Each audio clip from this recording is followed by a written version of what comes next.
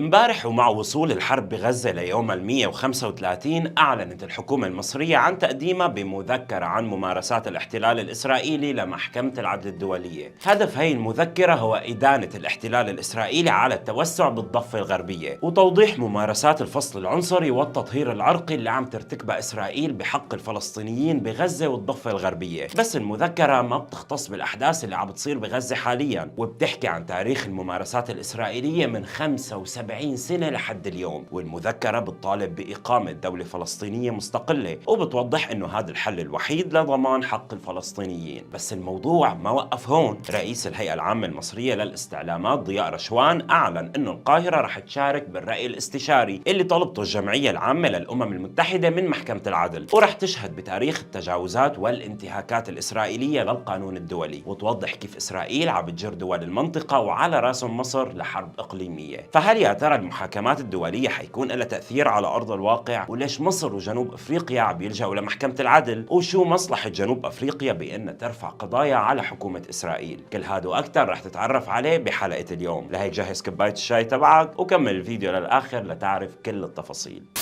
بس قبل ما نكمل الفيديو حابة أعرفك على قناة اقتصاد أحمس، قناة مختصة بالمعلومات الاقتصادية وبتتابع آخر التطورات بشكل يومي. الاقتصاد والسياسة هما وجهين لعملة واحدة، وعلشان تفهم إيه اللي بيحصل بالظبط على الساحة السياسية لازم تشوف إيه اللي بيحصل في الاقتصاد والعكس. ودايما هتلاقي في قناة اقتصاد أحمس تغطية الجانب الاقتصادي عن المواضيع السياسية اللي متابعها. عشان كده قبل ما نكمل الفيديو ادخل على القناة واعمل سبسكرايب وفعل زر الجرس، هتلاقي لينك القناة في صندوق الوصف. ودلوقتي بقى خلينا نكمل الفيديو.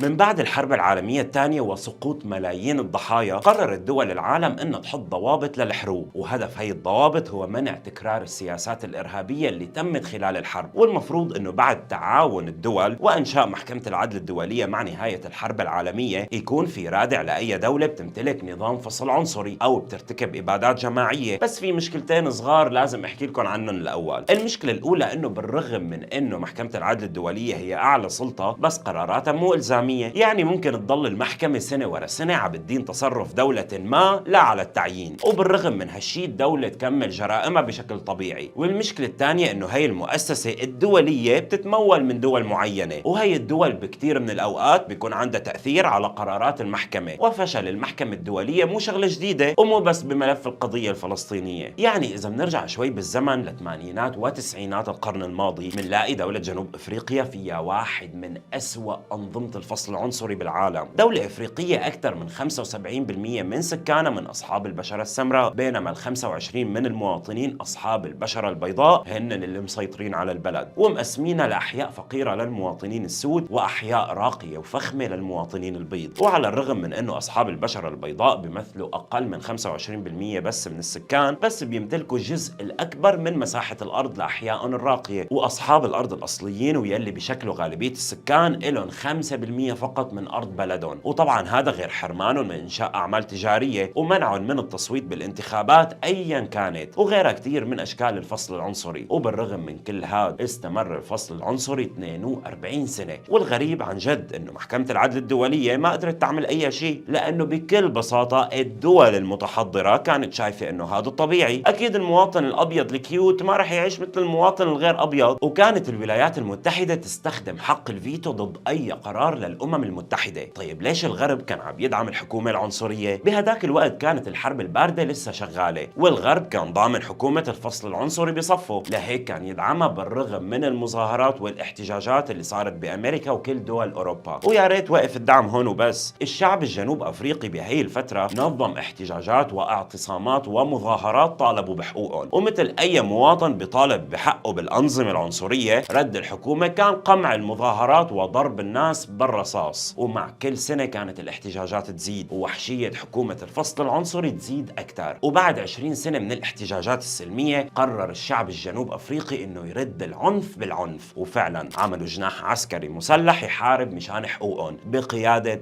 نيلسون مانديلا. وهون الغرب قرر يتدخل وينشر الحضارة والثقافة، وصنفوا نيلسون مانديلا على إنه إرهابي. ومن سوء حظ الشعب الجنوب أفريقي قدرت حكومة الفصل العنصري بالستينات إنها تقبض على مانديلا، وحكمت حكمت عليه بالسجن المؤبد. بس الاحتجاجات السلمية والمسلحة استمرت، ومع نهاية الثمانينات الاتحاد السوفيتي كان على وشك الانهيار، ووقت الغرب ما عاد بحاجة لحكومة الفصل العنصري، وحكومة الفصل العنصري عرفت انه نهايتها قربت، لهيك بلشوا يلغوا نظام الابرتايد بعد ما الغرب بلش يقلب عليهم، وتم الافراج عن نيلسون مانديلا وتحول من ارهابي لبطل واخذ جائزة نوبل للسلام. طبعا حينط حدا يقول لي هلا انه عم بقسى على الغرب، ليكن كافئوه للزلمه واخذ جائزة نوبل. بس اللي بيضحك بالموضوع انه مانديلا لما اخذ جائزة نوبل للسلام كان لسه مسجل عند الحكومات الغربية مثل امريكا وبريطانيا وغيرهم على قوائم الارهاب. بعالم السياسة ما في شيء اسمه صح او غلط، وعلى الرغم من تطورنا كبشر وبعد ما صار عنا اجهزة ذكية وانظمة ذكاء اصطناعي ووصلنا للقمر والمريخ وعملنا ابراج بارتفاعات ما كنا نتخيل انه ممكن نوصلها، بس لحد الان القانون اللي بيحكمنا هو البقاء للاقوى، وهذا اللي بيحرك السياسة العالمية. ممكن فعلا يتسمى ارهاب اذا صار بدولة عربية، ونفس الفعل يتسمى مقاومة شريفة اذا كان بدولة اوروبية. وصناع القرار بالعالم والدول المتقدمة ما عندهم اي مشكلة يموت ملايين من الناس بافريقيا والوطن العربي واسيا على حساب انه المواطن الابيض يعيش حياة افضل، او بس مشان روسيا او ايران او الصين او اي دولة مو متحضرة ما يصير عندها نفوذ اكبر. والمشكلة الحقيقية انه هي الدول عندها المعاملة بالمثل، وسياستها الوحيدة هي حماية مصالح شعوبها. وللاسف نحن كدول عالم ثالث محطوطين بين خيارين، يا نكون متحضرين ونعطي ثرواتنا كلها للغرب، يا نكون ارهابيين ونفوت ميليشيات ومافيات الدول الثانية لعنا. وبالرغم من سوداوية الموقف وبشاعة السياسة، ومع انه متأكدين 100% انه قرارات محكمة العدل الدولية ما رح تتنفذ وحتكون حبر على ورق، بس وجود مثل هي المستندات والمواقف مع الوقت حينهي الصورة يلي رسمتها اسرائيل عن حالها، وحيخلي الرأي العام بالعالم ينقلب عليها يوم بعد يوم. ومع الانفتاح العالمي وتطور الدول العربية ممكن يجي يوم وتنتهي مصالح امريكا مع اسرائيل، وبوقت السياسة حتكون بصالحنا وننهي حكومة الفصل العنصري الموجودة. حاليا وانت عم بتشوف هذا الفيديو وتسمع عن الفصل العنصري اللي كان بجنوب افريقيا، الحكومة الاسرائيلية عم تستخدم نفس النظام على اهلنا بغزة والضفة الغربية، وحرفيا عم تنسخ كل القوانين اللي استخدمها نظام الفصل العنصري بجنوب افريقيا. واخر هي القوانين هو تسليح المستوطنين الاسرائيليين بالضفة الغربية واعطائهم الضوء الاخضر بقتل اي مواطن فلسطيني. وهذا واحد من عشرات القوانين اللي استلهمتها الحكومة الاسرائيلية من نظام الفصل العنصري بجنوب افريقيا. والمشكلة الحقيقية انه اسرائيل نفسها كانت من الدول يلي دعمت نظام الفصل العنصري بجنوب افريقيا، والدعم ما وقف عند التصريحات بس، اسرائيل دعمت حكومة جنوب افريقيا بالاسلحة اكثر من مرة، وكانت تستخدم اذرع الضغط الخاصة فيها لتستخدم سياسة الولايات المتحدة لصالح حكومة الفصل العنصري. وهذا واحد من اهم الاسباب اللي خلى حكومة جنوب افريقيا ترفع دعوة قضائية على اسرائيل. ومع انه جنوب افريقيا ومصر متأكدين انه قرارات المحكمة ما لها ملزمة، بس الحكومتين عندهم ايمان بانه حيجي يوم وهي الوثائق تكون سبب نهاية حكومة الفصل العنصري الاسرائيلية. ومثل ما قدرت هي القرارات تنهي الاحتلال، على الاقل ممكن تساعد باقامة دولة فلسطينية مستقلة. فهل برأيك ممكن المحاكمات الدولية ترجع حقوق الفلسطينيين، ولا العنف هو الحل الوحيد ليقدر الشعب الفلسطيني ياخذ حقه؟ ما تنسى تكتب لنا رأيك بالكومنتس، وما تنسى تدعمنا بلايك وسبسكرايب وتفعل زر الجرس مشان توصل فيديوهاتنا الجديدة أول بأول.